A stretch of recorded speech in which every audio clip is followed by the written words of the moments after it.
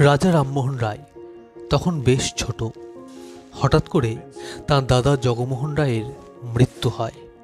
তখন ছুটে এলেন পণ্ডিত ব্রাহ্মণেরা।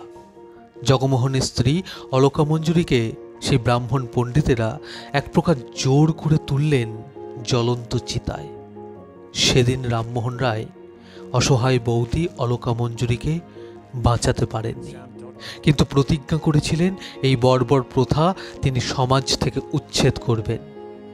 তখন থেকে শুরু হয় তার মধ্যে এক অসীম লড়াই। হিন্দু দর্শনের গভীর পাঠ করেন, উপলব্ধি করেন সমাজে নারীর উপর অত্যাচার করা হচ্ছে। তিনি হিন্দু শাস্ত্রের উল্লেখ করেই এই সতীদাহকে নীতি বহির্গত প্রমাণ করলেন। আর তখনই রক্ষণশীল সমাজ তার শত্রু হয়ে উঠল। কিন্তু সেসব পরোয়া না করে 1829 সালে লর্ড বেন্টিংয়ের সাহায্যে সতীদাহ প্রথা আইনতভাবে নিষিদ্ধ করে। ভারতের নবজাগরণের দূত রাজা রামমোহন রায়কে জানায় কুর্নিশ।